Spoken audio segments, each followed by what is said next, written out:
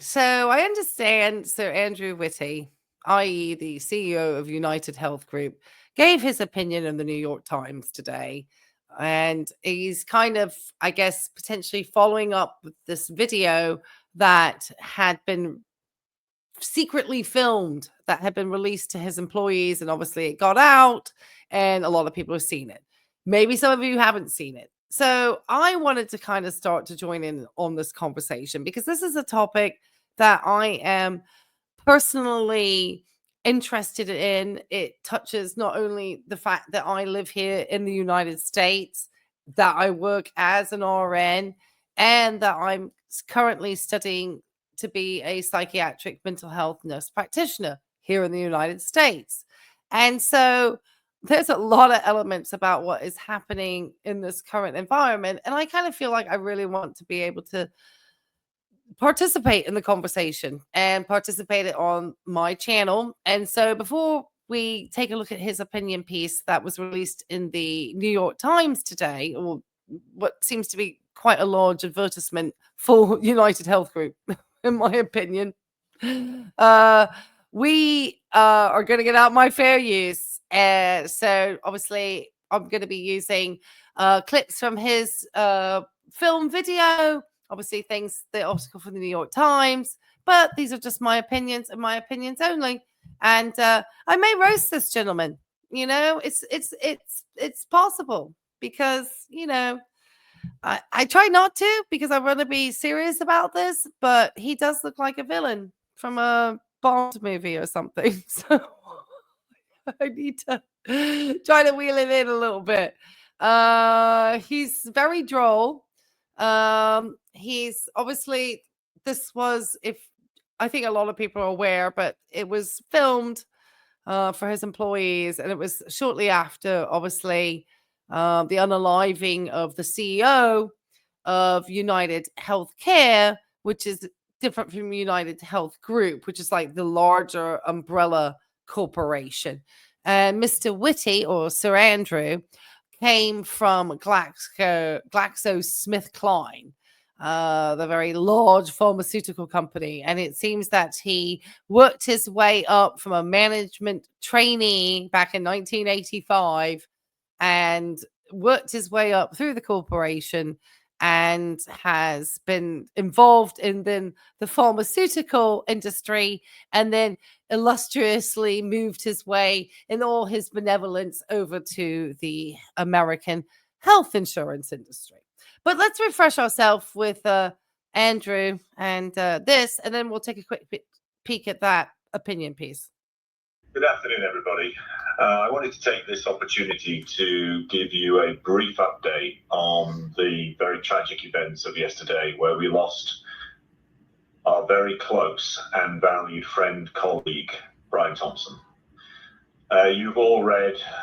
Now, this story is obviously taking the media by storm, and it's interesting because to watch kind of the narratives and how you look at it here in the United States and what the media is trying to say and let the American people know how they should feel. And then obviously what is being said on social media platforms that aren't part of the narrative that the media is talking about. So there's quite a lot of dichotomy between what the major media news outlets here in the United States want to kind of propagate as a message, and then what is actually kind of the message that we hear from regular average Americans. So I think it's interesting to see potentially how out of touch this gentleman is, even speaking to his employees in this group about what's happened. But we'll let the Bond villain continue. The news reports, and I know you will have seen the various updates from across the organization, but I wanted to take this opportunity to just give you a little bit more information about what we're doing at this time. First and foremost, I want to reiterate just how immeasurably sad Now, Andrew, are you any part of what's going on in Florida about that poor woman with the 3 children being put into jail for saying 3 words on her at the end of a call to an insurance agent? I think that's a little bit jumping the gun, wouldn't you say? I don't know which insurance company she was speaking to. Potentially United. I've no idea. I just know this poor woman has somehow ended up in a jail in Florida. And I think that it's interesting because Florida allows people to run around and just like stand your ground. And yet this lady didn't say anything like that about wanting to unalive anybody. She just used 3 words beginning with the letter D. And was it deny, defend, and depose? And got her in trouble. So, you know, I just don't think that, that you're really reading the room, Andrew, for all your being so probably diligent in working your way up your corporate ladder. You seem to be not knowing how to read the room. The tragic passing of Brian really is. To his family, to his friends, to all of his work colleagues, and frankly to the American healthcare industry, within which Brian was. Healthcare insurance industry. Can we please divide ourselves away? I want to remind you that you are a third-party payer system that gives payment supposedly for covered procedures, of which you guys seemingly decide to cover not a lot sometimes. And I've had to fight my own way through the American healthcare system in order to have my procedures approved. And I also got stung out with a really big bill with United Healthcare. And that was because you guys have such huge out-of-pocket maximums and things with these policies now. The amount you guys charge for premiums, I mean, it's astounding. And then you still, that's why people feel so cheated. And part of it is the disagreement between the insurance, the third party payer system, and the healthcare company and system, and what you guys are willing to pay. And then, what the healthcare company actually needs then to cover all their other costs, because you guys have all sorts of ways to, have your hands in every types of little pies that make the cost of healthcare more expensive. And I have an understanding you're trying to say it's the doctors or the nurses' salaries. Keep trying to throw the nurses under the bus. And I am going to ask you, sir, now, please do not do that. Please do not speak for my profession. Thank you. Was an innovator and somebody who endlessly put patient interest first to try and improve healthcare for everybody. We all feel. I'm sorry. From what I understand, you have the largest rate of denial based on an AI system that potentially Brian, who also was getting ready in the new year to stand on charges of, I believe, selling shares, like insider trading, allegedly, of the $2 to $15 million. This is the great family guy you're talking about here? The one who's unloading his stocks? I mean, that's very American of him, but come on. I mean, read the room, Andrew. You know better. You got knighted by the Queen back in 2012 for your service to the crown. Oh, gosh. Just reading that, you went to grammar school and you went to the University of Nottingham to study economics, from what I saw. You didn't even get to the London School of Economics. It means that your O's and A's mustn't have been that good. A great sense of loss. And I think today we're shattered by that in terms of Levels, the reality his O and A levels. of knowing that he's not here with us now. We're working. You know what? I'm sorry. You're going to have to eat those words right there. That's pretty rich coming from you, Andrew, because your shareholder conference went on without delay. So you didn't have a lot of mourning happening when it was immediately after. Now, I don't know if you were trying not to spook people in the room, but they were obviously going to find out because news travels pretty quick nowadays. But you guys went ahead and held your shareholder conference to talk about how much money you have made from denying Americans their health care. And it's a whole game that has to be played with you guys in order for patients to receive services. There's so much documentation that has to be involved that most of our time, we spend so much time documenting things that it detracts from patient care. And we have to do so in order to satisfy you and your paperwork in order for our patients to get their care that they need to have. You're despicable human beings. You really are. So to come out here and purport that this guy was like some sort of benevolent benefactor to the American healthcare system is a bunch of BS, and you know it. I have 3 words to say to you. Bugs Mahone. Bug Mahone. I really want to say something really rude, and I could cuss at you in Spanish too, sir. But I'm just going to talk to you in Gaelic. To provide as much support as we possibly can to Brian's family, to his wife, his 2 boys, his brother, and his mom. We're trying to make sure that they are protected.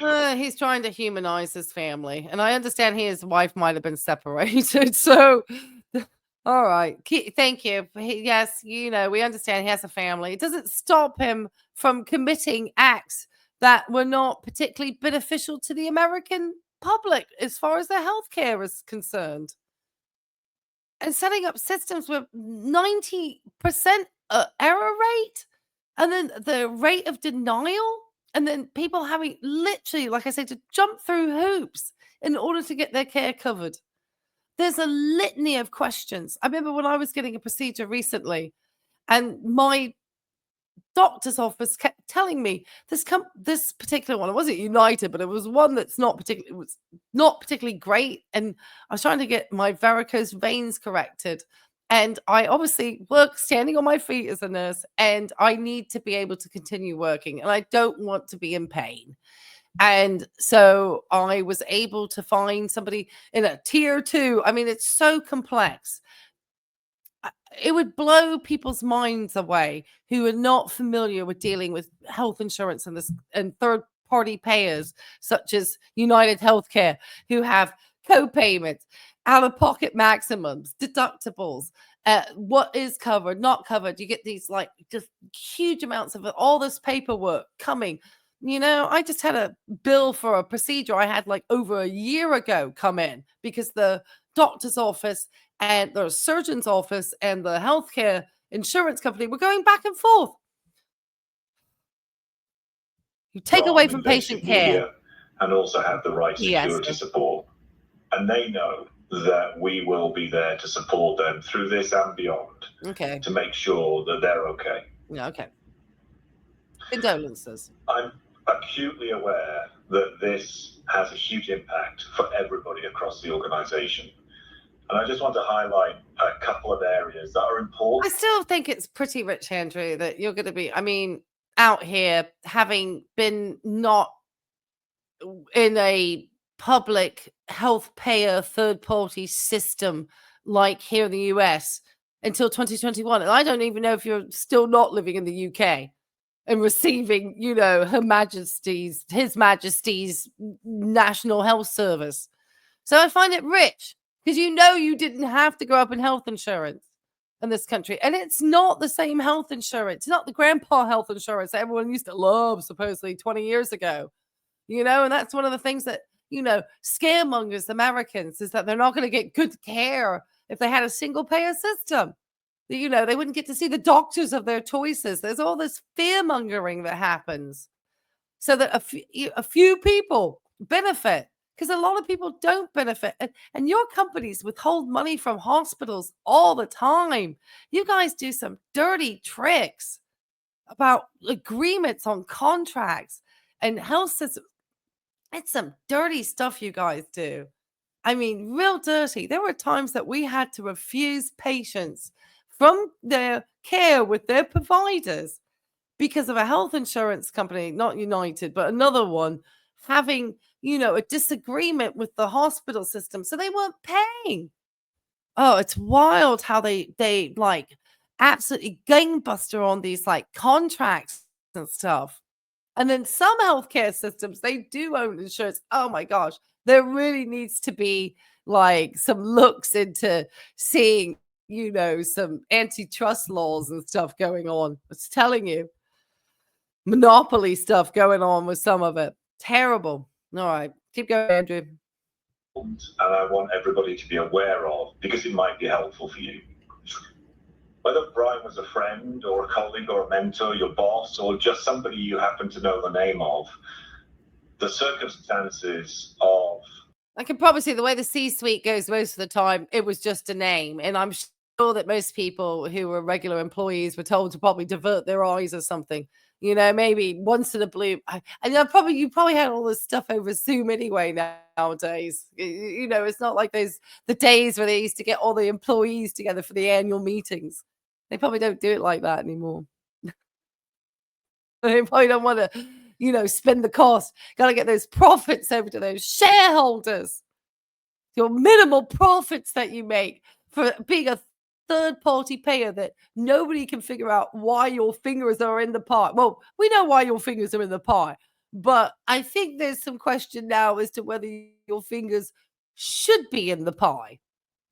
His death are profoundly shocking and disturbing. Okay. Well, unfortunately, Sir Andrew, this is America, and most Americans, unfortunately, a lot of people are very desensitized to gun violence because we're told to just give thoughts and prayers. So, we are very sad. Obviously, nobody condones violence here. Thoughts and prayers to the family of Mr. Thompson, obviously. Let's do the right thing, because Brian, of course, in his decisions did not cost countless lives. And so thoughts and prayers to those families too, hey? Did you give any thoughts and prayers to the families that Brian's contribution to the healthcare system denied? No? Okay. I didn't think so. All right. So, Mr. Bond villain over here, in my opinion, allegedly, decided that he was going to give his opinion, because why not?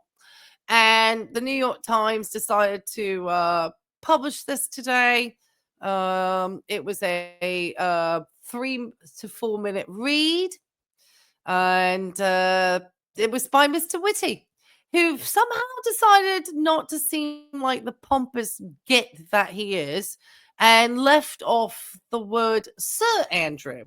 And he was knighted back in 2012 by Her Majesty the Queen, Elizabeth II. So right here, he was, he got knighted. I believe it was 2012. I want to say it was that year. I think that was the year. Was it that year? He did something to do with the pandemic preparedness. I know that much he did do. Now, did he also? He was knighted in 2012. See, there you go. And the New Year honours for services to the economy and the UK pharmaceutical industry. So I find it interesting, Andrew, that you decide to. Can I call you Andrew? That you decide to leave off the word sir. Okay. Interesting. Okay. That's interesting. Yeah. And once again, I go to remind you, sir, leave the nurses out of it, which I understand you do not in this article. All right. So let's, I've got a chance to be a close voice to Mr. Whitty here. So he says, this basically is not an opinion piece. Okay. It's either what really should be a eulogy at F, or it should be in the, pages of United Healthcare's own internal, messaging system. I don't think it should be in the New York Times. I think this is something that is very, um, the word I would use is it's a paid advertisement. Let's put it that way, or advertisement, however you say it. Okay. So he says, as Brian Thompson's family, friends, and colleagues mourn his killing, we are bearing a grief and sadness we will carry for the rest of our lives. Well, then, Mr. Whitty, why, if you guys are so sad, why did you advertise for Mr. Thompson's job position immediately after his death almost? It was like maybe a day later you posted the CEO position? Is that something you have to do per the, stockholders of your company's outlines that you cannot be without a CEO for a certain amount of time due to uh the shareholder stuff? Because most of the time that's what happens. It's like documented what you have to do when cases like this happen. But anyway, they're all sad and they're over the grief. Okay. Grief for the family he leaves behind, and grief for a brilliant, kind man who was working to make healthcare better for everyone. Really? How? It seems that nobody is in agreement that he was trying to make healthcare better for everyone. I don't think anybody thought that. I don't think so. Anyway, we'll continue reading. We greatly appreciate the enormous outpouring of support for Brian, who ran our health insurance business. Well, that's probably about the most truthful thing you've said so far. That you're calling it a business because you are a third party payer, of which many people speak out against a single party payer, i.e., just having the government be one entity managing it, because everybody wants to fearmonger about how they would receive less care and they would be in, lines longer than Venezuela or something. They always want to, scaremonger somehow. And yet you still have to wait to see providers here in this country. And a lot of people, because of a lot of private equity firms and the way health insurance makes it so impossible to deliver good medicine, it actually drives providers out of the industry. And I think that is the problem because you are basically making money off of supposedly covering things that you deny. So I just, this is, to me, is just, it's an oxymoron. Anyway, the health insurance business United Healthcare, as well as for our wider company, which I lead. Yes, we know, Andrew. But I'm curious where you live. Do you carry your own policies? Or do you carry a supplemental plan with that too? Yet we also are struggling to make sense of this unconscionable act and the vitriol that has been directed at our colleagues who have been barraged by threats. Well, see, this is what's so interesting because people find it threatening when you deny them their care. They feel that's threatening to their finances, threatening to their health, threatening to their overall mental well-being.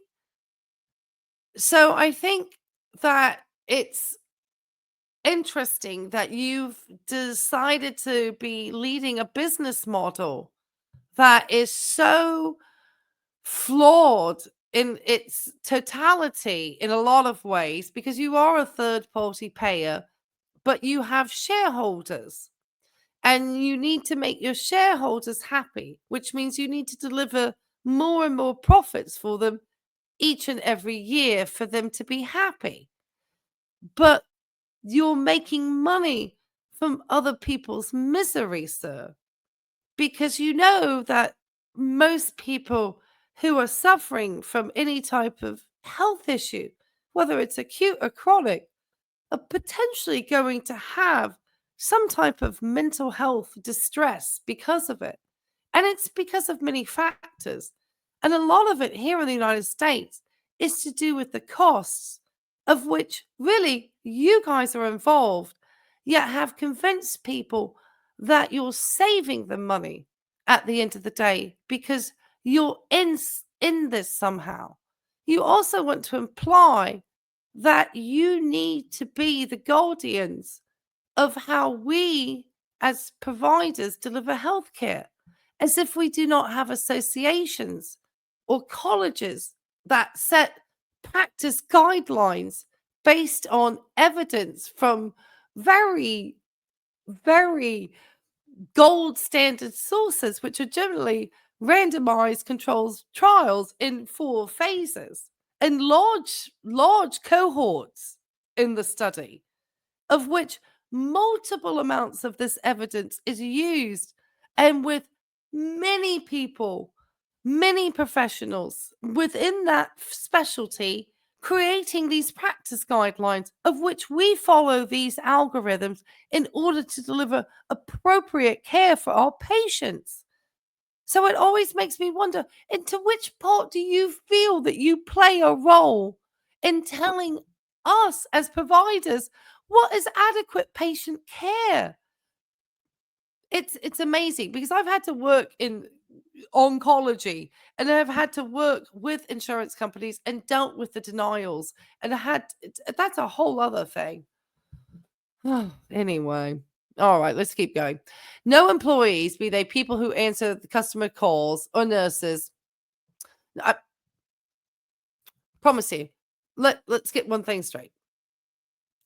The most trusted professions in America every year for 20 years, number one in every poll is always nurses, sir.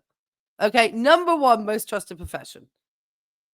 I believe, sir, if we took a poll currently, the least trusted profession in this country would be a healthcare industry CEO. So please do not mention nurses here. And I can promise you these patients are not going to come at the nurses. Now, they might tell us that, healthcare is expensive, but don't throw the nurses under the bus here. Okay? Don't involve us in this. It's bad enough that you use nurses in order to divert part of your and try to, tell people how to manage their care. Because you don't just, oh my goodness. Why do we have to have you here? Why? Why? Why? Why do we have to have this third party payer doing all this stuff? Who visit patients in their homes should have to fear their and their loved one's safety. Well, then don't have a business model that creates an unsafe environment. You know what? I can solve this for you. Why don't we just eliminate a third party payer system altogether? Or we can have it optional for people who are rich, like yourselves, who want to get extra sundry services, unless you're off to Harley Street, sir, getting your Mr. Whoever to be your surgeon. Okay.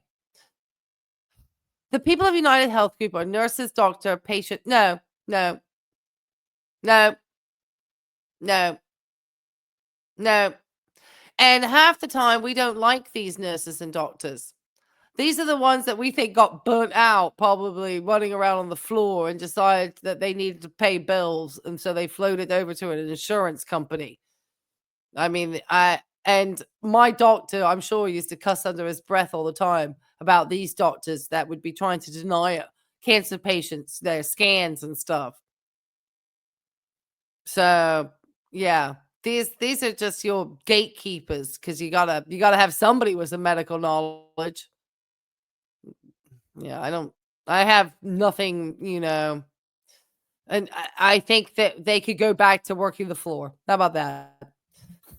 If people want to worry about where their jobs are, great. You know what? There are lots of sick people here in the United States. They can go back to working, back to doing patient care. The people of United nurses and doctors, patient and client advocate, technologists, and more. Not greedy CEOs. You're not going to list those. The managers, top heavy administration, all your people trying to figure out how to create AI to deny people their claims. They will. Oh, I guess that's the technologists. I don't know. They all come to work each day to provide critical health services for millions of Americans in need. No, they're not. The third party payer is not critical. Okay, you've made yourselves. You've just stuck yourselves, and it's deep seated in racism and all sorts of horrendous things. Anyway, let's keep going. We know the health system does not work as well as it should. Well, no joke, Sherlock.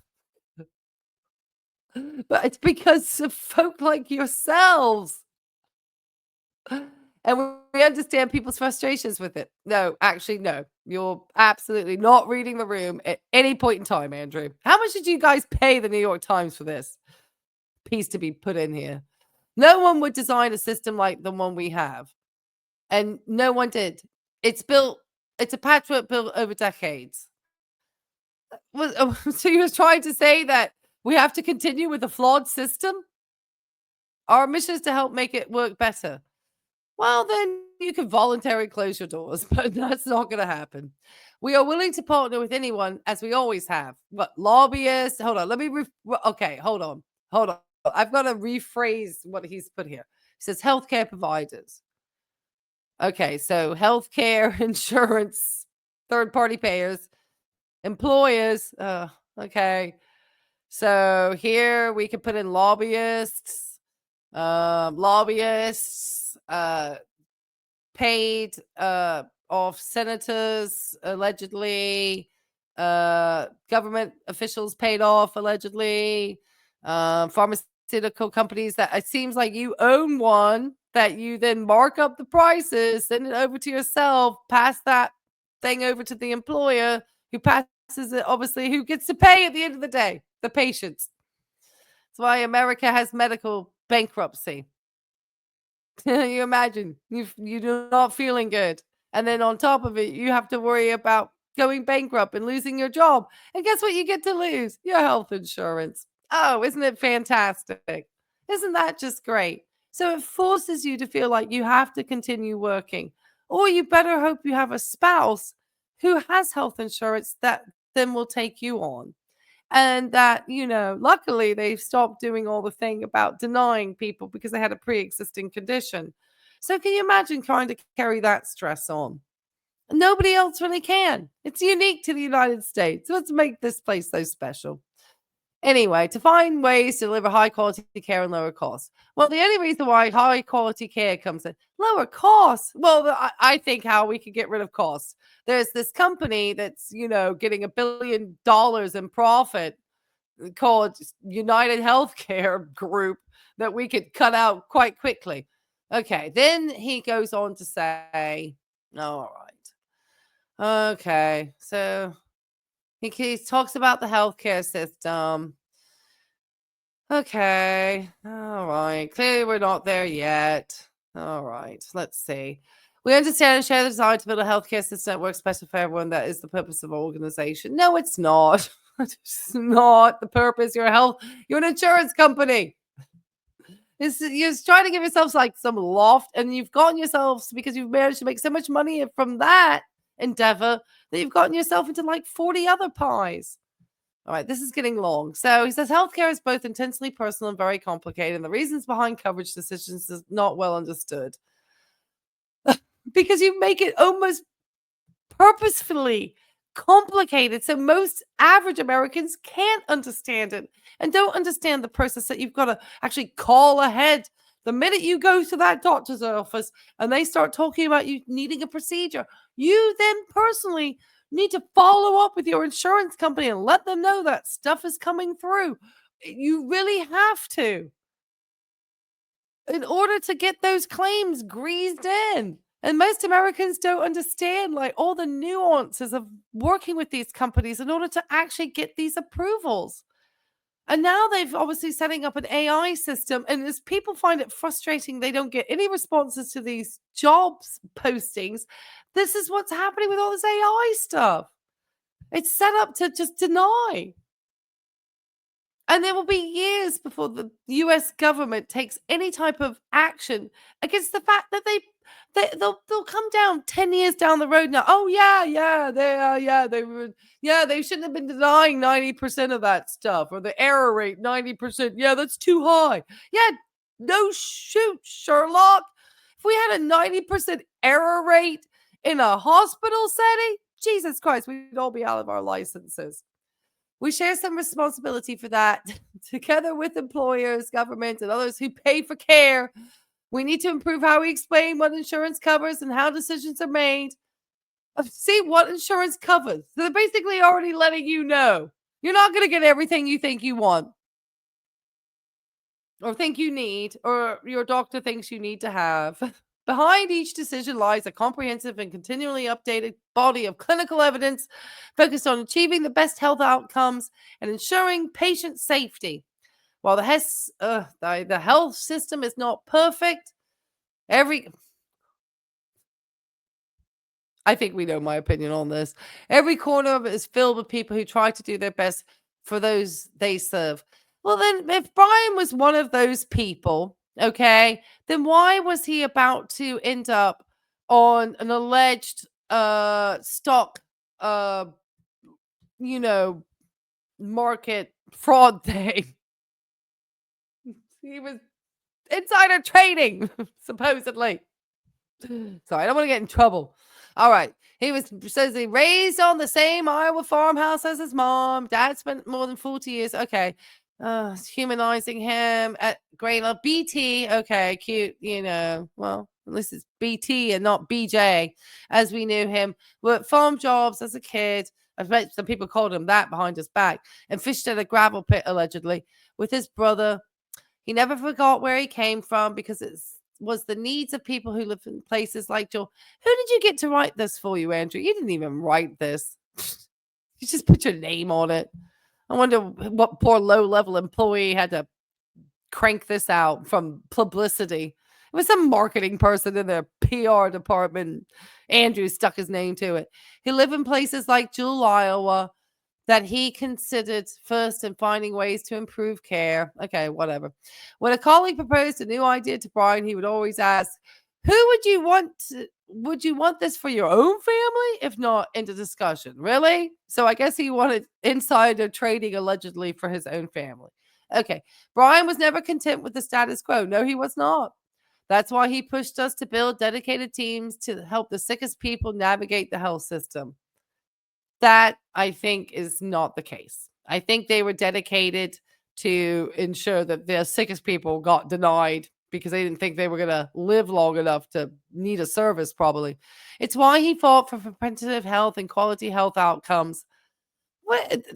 This is somebody's eulogy. And then they threw in some stuff to try to make the American people complacent. It's why he fought for preventative health and quality health outcomes rather than simply adding ever more tests and procedures. Nice trying to throw doctors and NPs and PAs under a bus and specialists. Reason why we have to ask for tests sometimes is to get the required approval from you guys sometimes too for other things to try to prove things. Oh my goodness. No, he believed discussions about health care should start with the individual. Oh, here we go. Let's throw it back to the individual because the Americans love individualism. It's always your fault. Okay, just remember that. And champion plans in which consumers could see cost and coverage options up front so they could decide what's the best for themselves and their families. What do you mean? That's a regulation. That's a regulation. That's a policy. That's not something that you guys came up with. That's a policy that came through from the Affordable Care Act. That's been implemented. It's got nothing to do with anything else. Anyway, the ideas he advocated were aimed at making healthcare more affordable, more transparent, more intuitive, more compassionate, and more human. No, they're trying to humanize us. That's Brian's legacy. One that will carry forward by continuing our work to make health systems work better for everyone. Well, then I suggest that you stop meddling in the health system. All right, guys. I did something different. I'm not laughing about obviously the demise of that person on the street. I obviously think this is an important conversation, though. I think that there's an older generation of Americans who are not really aware of what health insurance is like for younger working Americans and how it's not the good corporate, their jobs, are giving them great health insurance. People don't have the same job security. A lot of Americans work for small businesses, which is part of the fabric of this country. And a lot of times, those companies don't even really have health insurance potentially offered to their employees because there are certain caveats. If you're under a certain number, you don't have to offer that. They don't offer retirement plans. There are a lot of Americans that were covered with the Affordable Care Act, which I always felt was kind of an appeasement to the insurance industry. It was, because they always say, we got all these people who work in the industry and you don't want them to lose jobs. Well, what it sounds like from Mr. Whitty here, a lot of these people could quite easily be absorbed into other industries that would not require this third party payer. There's other third party payer companies that people could go and then work for that cover cars or houses or other types of industries. I think that it's, as I said, making money from other people's misery. And I think that the argument that we're so much better, we give so much better service in this country. I think we have some of the greatest healthcare professionals. I think we do have some really good, strong medical professionals who love what we do here. I think that we've maybe been enabled in some ways to be more innovative in our care, but it has come with greater expenses too, obviously. And there is a lot of contention between, the cost of what insurance prepared to pay, what hospitals will list. There's always a joke about the $300 aspirin and so forth. And it's really in order for the hospitals to combat the insurance companies when they come out with their menu of, services and, what they will pay to that, employer group, or the hospital for those services. It's very, they complicate it more than it needs to be complicated. And so I find it really ironic that Mr. Whitty's opinion is that they are actually at the forefront of trying to make improvements and not and I know they know that this is obviously not somebody uneducated. And he grew up in obviously a system which is has its flaws in the UK, the National Health Service, but it doesn't leave people bankrupted. It doesn't make people scared that should they lose their job, they're not going to be able to see their doctor anymore. It's a very different set of circumstances. It's not like here where people carry health insurance and they're too scared to use it because they're scared of the other costs that are going to come along with it. So it's really only there if it's an emergency. They don't want to do preventative care. So all this talk that Brian was innovating anything is absolute baloney. It's absolute rubbish. And you know it is, Mr. Whitty. But maybe you don't. Maybe you're not involved enough in really having a lived experience of the American health system to make you an educated individual on the matter. You just look at numbers because you were an economist, sir. Anyway, I'm going to continue to talk about this. I hope you did enjoy this, and I will catch you on the next one. Bye.